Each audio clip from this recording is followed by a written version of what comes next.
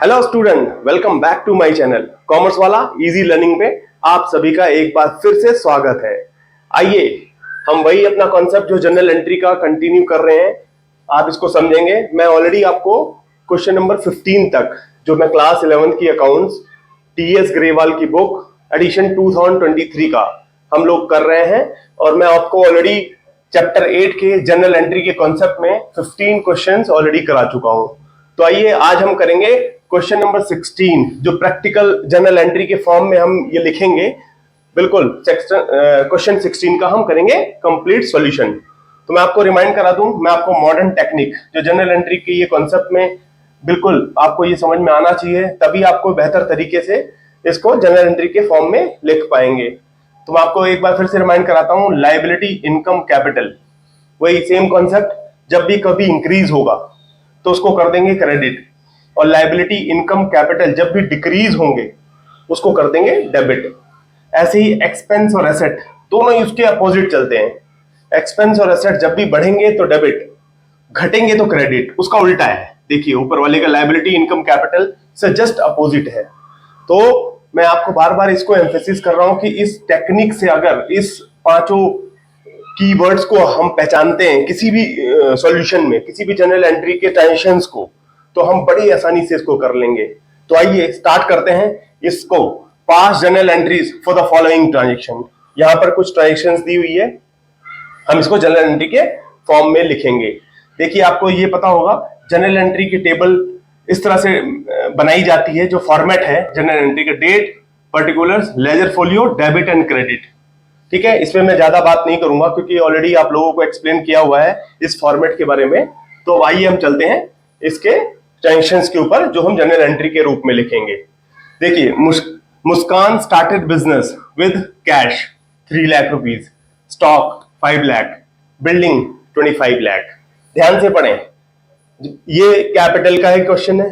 Absolutely capital यहां पर cash के थ्रू ही नहीं इन्वेस्ट किया जा रहा है। बिजनेस को स्टार्ट करने के लिए जो मुस्कान इसकी ओनर है, इन्होंने जो बिजनेस को स्टार्ट किया, इनिशियल इन्वेस्टमेंट बोल सकते हैं इसको, started business with cash, stock and building, ये सब कुछ बिजनेस में लगाया है। उसके बाद वो बिजनेस को रन करना स्टार्ट किया है। तो पहली ट्रांजैक्शन को हम लिखते हैं, क्या क्या बिजनेस में आ गया ध्यान रखेंगे। यहां पर आ रहा है कैश, एक एक चीज लिखते चले जाएंगे। ये तीनों ही एसेट है, कैश भी एसेट है, स्टॉक भी, बिल्डिंग भी, तो हम उसको डेबिट करते चले जाएंगे। एसेट इंक्रीज हो रही है, यहां पर बड़े आराम से ध्यान से करते हुए चले जाएंगे, जल्दबाजी डेबिट क्रेडिट नहीं करेंगे। मैं आपको एक एक चीज करवाऊंगा, कोई भी कंफ्यूजन नहीं होगी, क्यों डेबिट क्यों क्रेडिट, उसको समझ के लिखेंगे। पहले आइए लिखते हैं एक एक चीज। कैश, यहां पे लिख देंगे कैश अकाउंट, कितना अमाउंट है डेबिट होगा, ये बढ़ रहा है क्योंकि 3 लाख रुपए। दूसरा है स्टॉक, कितना है स्टॉक, 5 लाख रुपीज। तीसरा है बिल्डिंग, ये भी आपका एसेट ही है, ये भी इंक्रीज हो रही है, ये इन्वेस्टमेंट है जो मुस्कान ने स्टार्ट किया है बिजनेस, बिल्डिंग भी इंट्रोड्यूस करा है, तो वो भी हमारे लिए एक बिजनेस के लिए एसेट है, तो उसको हम कर देंगे डेबिट। तो देखिए क्या होता है, डेबिट साइड तो हमने लिख दी, क्रेडिट सेम फॉलो करेंगे क्योंकि जो भी इन्वेस्टमेंट होता है इनिशियल स्टार्ट किया जाता है बिजनेस जैसे इन्वेस्टमेंट से, वो सारा का सारा अमाउंट कैपिटल इन्वेस्टमेंट होता है, तो कैपिटल भी बढ़ गई। क्या होता है फॉर्मूला, क्या कहता है मॉडर्न टेक्निक जनरल एंट्री में, लायबिलिटी इनकम कैपिटल जब भी बढ़ेगी तो क्रेडिट, तो यहां पर हम लिख देंगे टू कैपिटल। ध्यान से समझ के करेंगे, इसको टोटल कर लेंगे 33 लाख। मतलब क्या हुआ है मैं आपको बता देता हूं, मुस्कान ने जब बिजनेस को स्टार्ट करा है तो उसने 33 लाख रुपए का एसेट इंट्रोड्यूस करा है 3 रूप में, कैश 3 लाख, स्टॉक जो माल जिस चीज का बिजनेस होगा स्टॉक 5 लाख, एंड बिल्डिंग एक 25 लाख की कोई बिल्डिंग होगी वो भी इन्वेस्ट कर दिया है। फर्नीचर हो, बिल्डिंग में हो सकता है, फैक्ट्री हो या जो भी हो, वो इन्वेस्टमेंट है। तो ये 33 लाख रुपीस का इन्वेस्टमेंट का ट्रांजैक्शन है जो हमने कंप्लीट किया। यहां नरेशन लिख देंगे, कैपिटल ऐसे लिखेंगे, capital intro introduced in business, business में ये कैपिटल लगा दी।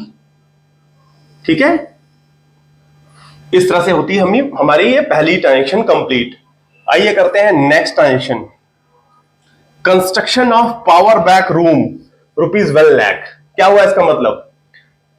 देखो, बिजनेस में अभी इन्वेस्टमेंट हुआ है, अब एक पावर बैक रूम में कंस्ट्रक्शन में लगा दिया है। पावर बैक क्या होता है कि सर्वर के लिए कोई बैकेज या कोई आप बोलो डेडिकेटेड रूम जो बिजनेस में एक जरूरत पड़ती है कि कुछ पावर बैक के लिए, कोई कंस्ट्रक्शन के लिए, कोई मतलब एक एसेट ही, एक बिल्डिंग करके एक कोई रूम, तो उसकी कंस्ट्रक्शन के लिए 1 लाख रुपए लगा दिया।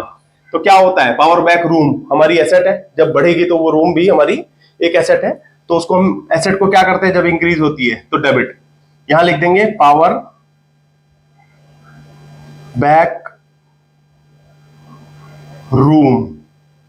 बेसिकली ये एसेट है, इसमें जो नाम एसेट से दिया हुआ हम उसी को लिख देंगे।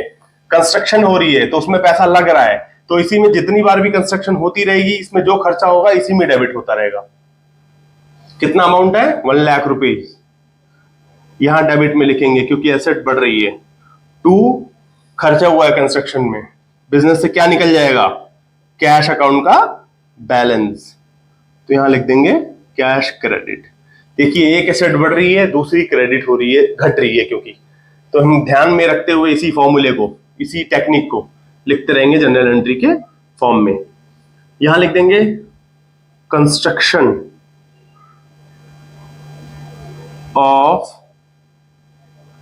Power back room. सिंपल। इस तरह से हम नरेशन को कंप्लीट करके ये ट्रांजेक्शन भी जनरल एंट्री का कंप्लीट करते हैं। ठीक है, आइए नेक्स्ट करते हैं, paid insurance premium for stock. जो बिजनेस में स्टॉक होता है उसके इंश्योरेंस के लिए प्रीमियम दिए, कितना? 15,000 रुपए, और अपने आप के लिए सेल्फ 7,000 रुपए। देखो, ह्यूमन को भी तो इन्वेस्टमेंट को इंश्योरेंस होता है जिसका प्रीमियम 7,000 रुपए यहां पर दिया गया है। ये ध्यान में रखें, ये एक पर्सनल नेचर का खर्चा हो गया, ये ड्राइंग में आ जाएगा। ये बिजनेस ट्रांजेक्शंस है। देखो, मैं आपको बताते जा रहा हूं कि पर्सनल नेचर के खर्चे और बिजनेस नेचर के खर्चे हम आइडेंटिफाई कर लेंगे, और इन पांचों जो कीवर्ड्स हैं, लायबिलिटी, इनकम, कैपिटल, एक्सपेंस और एसेट्स, इनको भी आइडेंटिफाई करेंगे ताकि जनरल एंट्री लिखने में हमें कोई प्रॉब्लम ना हो। तो यहां पर सबसे हम 2 चीज आइडेंटिफाई कर ली है। देखिए, इंश्योरेंस प्रीमियम खर्चा आइडेंटिफाई हो गया, पर्सनल नेचर का जो इंश्योरेंस उसमें पे हुआ है ड्राइंग 7,000 रुपए, वो भी आइडेंटिफाई हो गया है। पैसा निकला कितना कंपनी का अकाउंट से? 15 और 7 22,000। तीनों ही हमारे सामने क्लियर हो गए।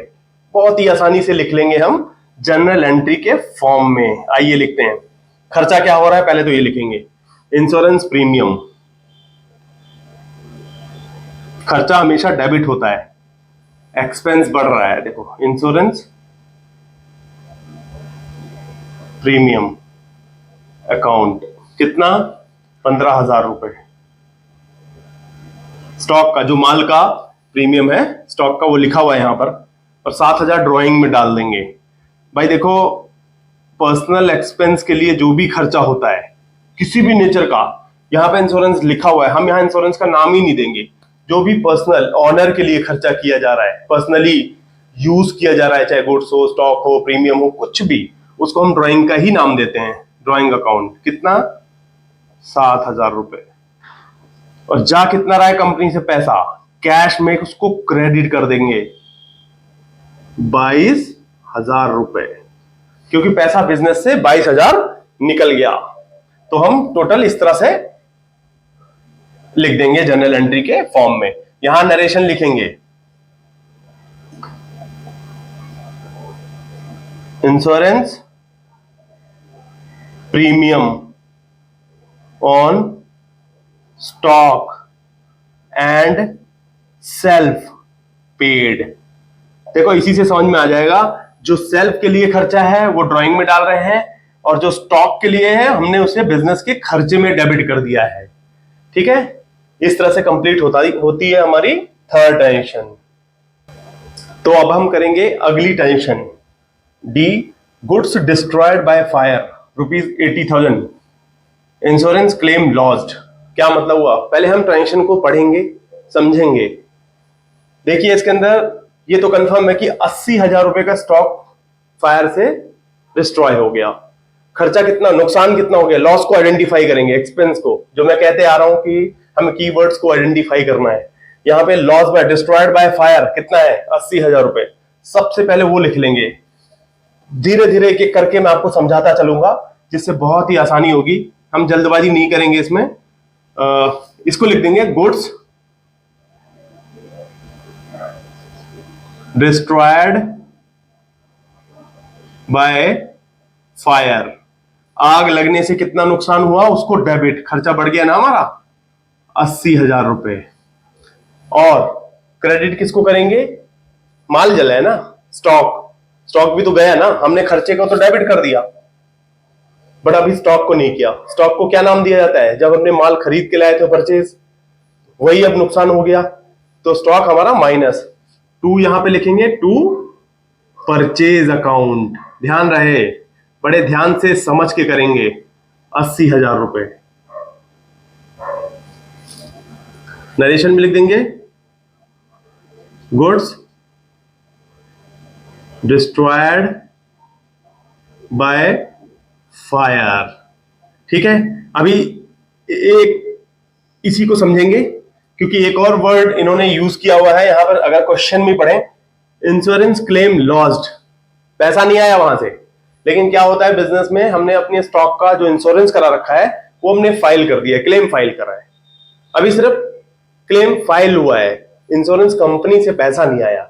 इसको भी लिखेंगे अपनी किताबों में, क्योंकि जब हमने इंश्योरेंस क्लेम कर दिया फाइल, तो हमारे लिए तो हम ये मान के चलेंगे कि अब इंश्योरेंस कंपनी से वो पैसा लेना है, रिकवरेबल, रिसीवेबल है, हमारे लिए डेटर्स है, हमें इससे पैसा लेना है। कैसे लिखेंगे इसको, इसी में ही, डी में ही, ध्यान रहे, ये फर्स्ट है, डी का दूसरा पार्ट जो इंश्योरेंस क्लेम लॉस्ट, इसकी भी टेंशन लिखेंगे, बहुत ध्यान से समझ के लिखेंगे। देखिए मैं आपको बता दूं, इंश्योरेंस कंपनी, जो इंश्योरेंस की कंपनी है उसके अकाउंट को डेबिट कर देंगे। डेबिट क्यों, मैं आपको बताता हूं। हमने यहां पर क्लेम फाइल करा है, अब पैसा कहां से आएगा, यहां से। हम ये मान के चलते हैं ये डेटर्स है हमारा, इससे हमें पैसे लेने हैं जो हमारा लॉस हुआ है उसके तहत, तो हम इतने ही अमाउंट को जो हमने इंश्योरेंस का क्लेम फाइल करा है उसको डेबिट कर देंगे, और अपने इस लॉस को, जो हमारा लॉस हुआ है, इसको अभी क्रेडिट कर देंगे, इसी लॉस को। क्योंकि देखिए क्या होता है बिजनेस में, जब हमने यहां पर लेट्स से कि इंश्योरेंस क्लेम हमने नहीं फाइल किया होता, क्या होगा, क्लेम नहीं फाइल किया होता तो पहले एंट्री बनती, दैट्स इट। मतलब क्या हुआ, हमने ये लॉस को पूरा बियर कर लिया, खर्चे को डाल दिया, स्टॉक परचेज में से माइनस हो गया, खत्म। अगर ये नहीं लिखा होता, ये, इसी वजह से आप ध्यान रखें, यहां की इस स्टेटमेंट में, इस ट्रांजेक्शन में ये भी मेंशन किया हुआ है कि इंश्योरेंस क्लेम लॉस्ट। इसका मतलब क्या है, इंश्योरेंस कंपनी से अब वो लॉस का पैसा आना है, कितना आएगा क्या आएगा वो आगे देखेंगे, बट अभी हम ये अज्यूम करके चल रहे हैं कि वहां से पैसा आना है। तो हमारा लॉस को क्या हो गया, खर्चा, जब हम क्लेम की, इंश्योरेंस क्लेम लॉन्च किया है हमने, इंश्योरेंस कंपनी से जो पैसा लेना है तो वो तो डेबिट हो गया, ऐसा डेटर्स बन गया वो, और जो हमारा खर्चा है वो कम हो जाएगा ना। हम ये मान के, अगर ये पैसा आ गया तो ये खर्चा नहीं रहेगा ना, ये लॉस, तो हम इसी को क्रेडिट कर देंगे, क्योंकि खर्चा घट रहा है, एक्सपेंस घट रहा है, यहां बढ़ रहा था, अब एक्सपेंस घट रहा है, तो यहां लिख देंगे गुड्स डिस्ट्रॉयड बाय फायर, इसी को हम क्रेडिट कर देंगे, ये मान के कि हमने अभी इंश्योरेंस क्लेम लॉन्च किया है, मान के, क्या यहां पे लिखा ही है तो हम इसलिए इसको क्रेडिट कर, अब नरेशन में लिखेंगे insurance claim launched, that's it. Basically आपको ये समझना बहुत जरूरी है कि इस वाली टेंशन में दो जर्नल एंट्री करेंगे, एक नहीं। क्योंकि पहली तो हमने खर्चे को डेबिट कर लिया, दूसरा जो क्लेम लॉन्च करा है उसको इंश्योरेंस कंपनी को डेटर्स बना लिया, ठीक है, और हमारा खर्चा कम हो गया, वहीं पे मान के बैठ गए ना कि इससे पैसा लेंगे अब हम, ध्यान रहे, ठीक है। आइए करते हैं नेक्स्ट ट्रांजेक्शन। कमीशन रिसीव 25,000 रुपए, 20% बीइंग रिसीव्ड इन एडवांस। क्या मतलब हुआ? देखिए इसमें भी समझ के लिखेंगे, ये सारे ही थोड़े टेक्निकल टर्म्स हैं, थोड़ा सा एडवांस लेवल के हैं जो आपको बता रहा हूं, लेकिन आप अगर समझ के करते हैं एक एक चीज धीरे धीरे तो आप बिल्कुल इसको कर पाएंगे, कोई भी प्रॉब्लम नहीं होगी आपको। देखिए कमीशन इनकम हुई है कितनी, 25,000 रुपए।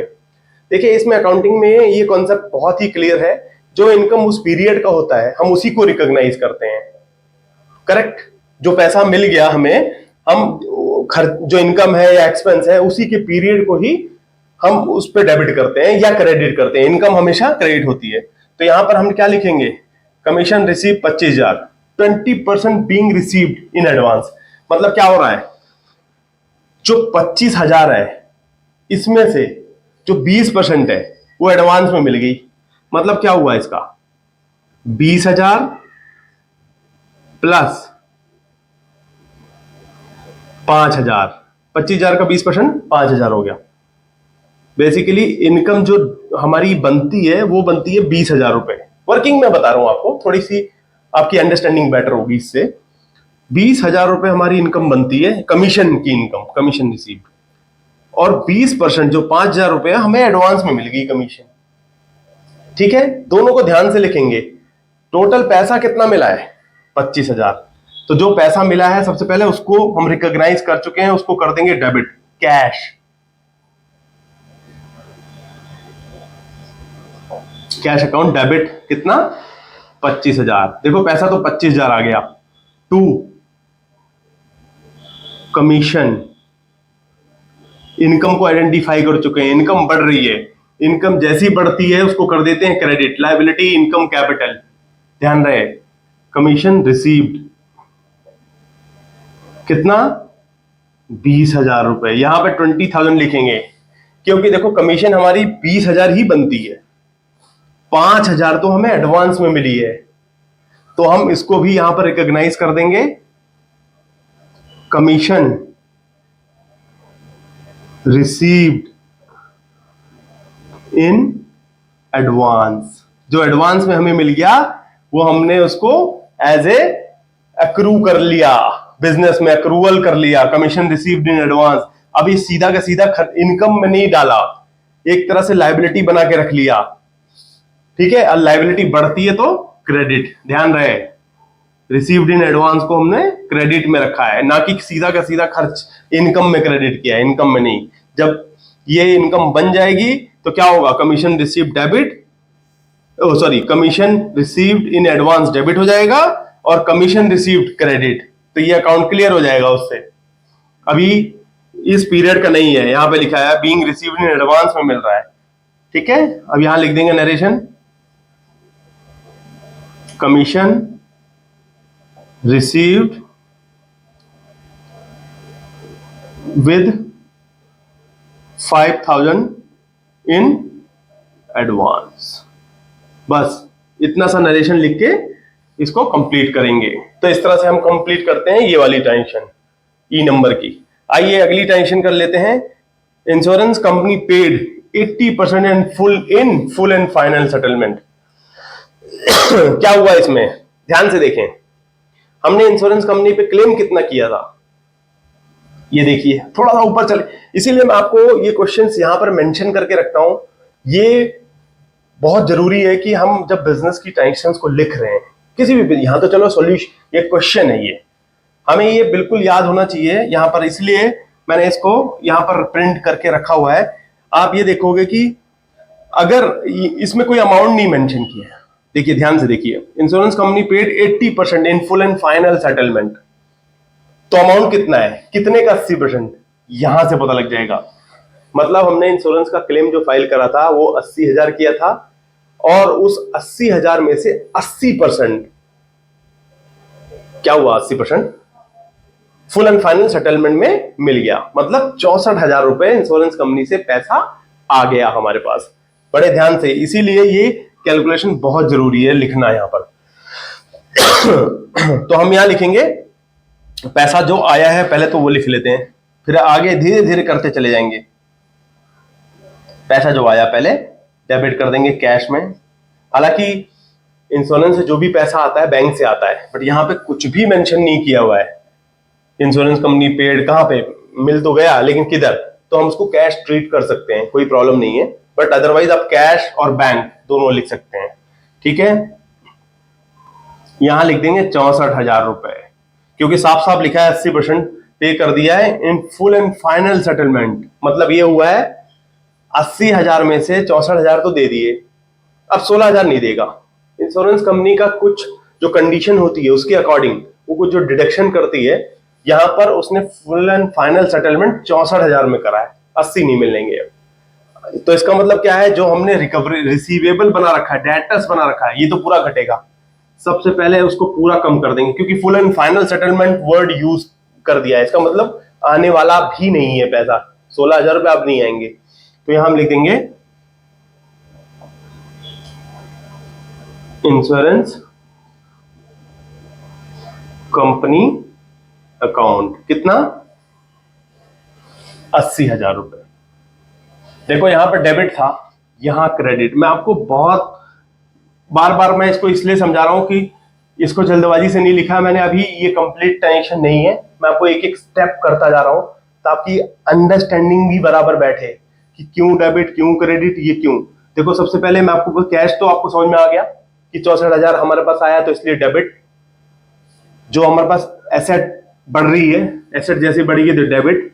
ये क्रेडिट इसलिए यहां डेटर्स मेरा बना हुआ है 80,000, एसेट बढ़ रही थी डेटर्स बढ़ रहा था, अब 80,000 डेटर्स घट जाएगा क्योंकि उसका सेटलमेंट हो गया ना, अब पैसा नहीं देगा वो।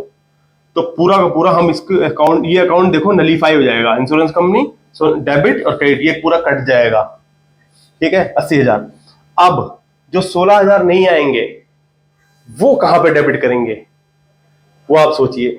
देखिए मैं आपको बताता हूं, जब भी बिजनेस में इंश्योरेंस क्लेम से जो पैसा रिकवरेबल नहीं है, नहीं आएगा, उसको हम अपने लॉस में डेबिट कर देते हैं।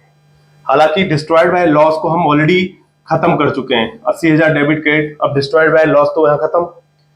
जो डिफरेंट इस वजह से अब इसमें नहीं डेबिट करेंगे, हम एक नया अकाउंट खोल लेते हैं, P&L account, profit and loss account, वहां पे कर देंगे 16,000 को debit.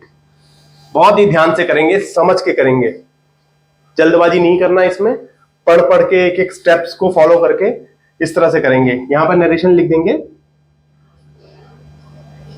Insurance claim received 80% in full and final settlement. मतलब ये हुआ कि फुल एंड फाइनल सेटलमेंट में इंश्योरेंस क्लेम का पैसा आ गया। तो अब हम करेंगे अगली टेंशन। ये देखिए नेक्स्ट है सैलरी पेड ₹48,000 एंड ड्यू 22,000।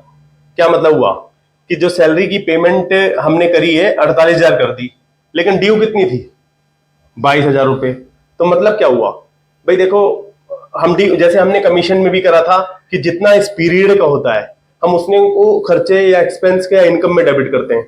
यहां सैलरी का खर्चा तो सिर्फ 22,000 दिख रहा है, ड्यू तो सिर्फ 22,000 थी, लेकिन पेमेंट कर दी हमने 48,000। इसका मतलब क्या हुआ कि जो 26,000 हमने एडवांस में पे कर दी ना सैलरी की, अभी ड्यू नहीं हुआ, भाई देना होगा, लेकिन हमने पूरी पेमेंट 48 कर दी।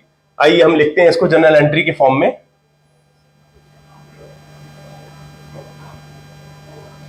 हम इसको लिखेंगे सबसे पहले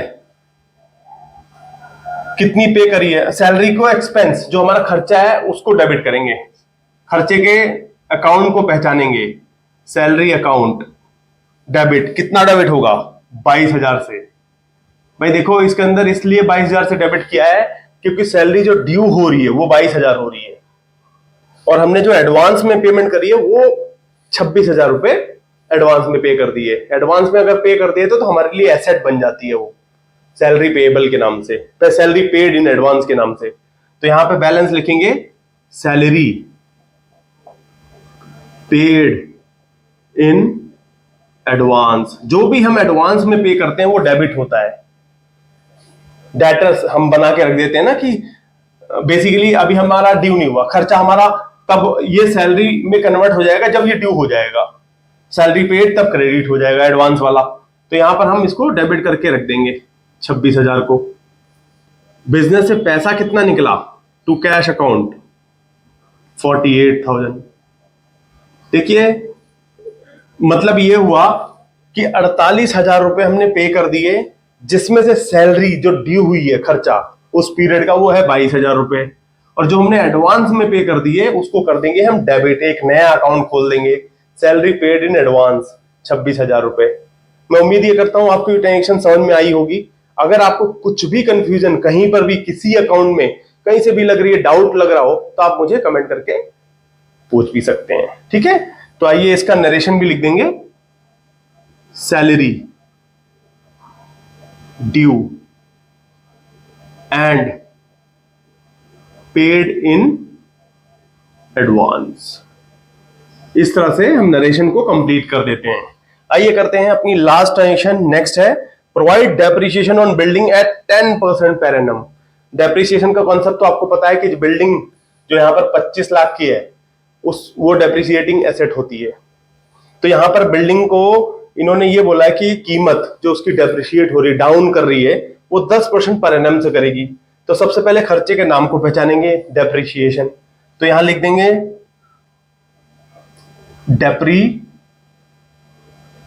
डेप्रिसिएशन ऑन बिल्डिंग। जो बिल्डिंग की डेप्रिसिएशन का अकाउंट है उसको कर देंगे हम 10% से। 25 लाख का 10% कितना हुआ, 2,50,000 टू बिल्डिंग अकाउंट। देखो 2.5 लाख, इसको भी 2.5 लाख पहले हम लिख लेते हैं, फिर मैं आपको समझाता हूं कि क्यों। देखिए सबसे पहले खर्चा कितना हुआ है, जो हमारी एसेट की वैल्यू को कम कर रहा है वो होता है खर्चा, उस अकाउंट को बोलते हैं डेप्रिसिएशन। हमने वहां डेबिट कर दिया 2.5 लाख रुपए, इसका 10% 25 लाख का। और जो बिल्डिंग की कीमत को डाउन कर रहा है, देखो पहले बिल्डिंग जब इन्वेस्ट करी गई थी तो हमने 25 लाख रुपए उसमें डाल दिए थे। अब जो 25 लाख से 2.5 लाख की कीमत भी तो कम हो गई, उस टाइम डेबिट किया था हमने बिल्डिंग को, अब डेप्रिसिएट हो गई, 2.5 लाख से वैल्यू उसकी कम हो जाएगी। तो एक एसेट जो कम हो रही है, एसेट जब कम होती है तो उसको कर देते हैं क्रेडिट, क्योंकि 2.5 लाख से बिल्डिंग की कीमत कम हो जाएगी। यहां नरेशन में लिख देंगे depreciation eight 10% on building accounted. हमने अकाउंटेड मतलब लिख ली, इसको डेबिट कर दिया। तो ये होता है हमारा सारी ट्रांजेक्शन क्वेश्चन नंबर 16 की कंप्लीट। तो मैं उम्मीद ये करता हूं कि आपको ये अच्छे से समझ में आया होगा। तो please like, share and subscribe. और हाँ, अगली वीडियो के लिए आप बने रहें, बेल आइकन को प्रेस कर दें ताकि आपको सारी नोटिफिकेशन आती रहे। Thank you, thanks for watching.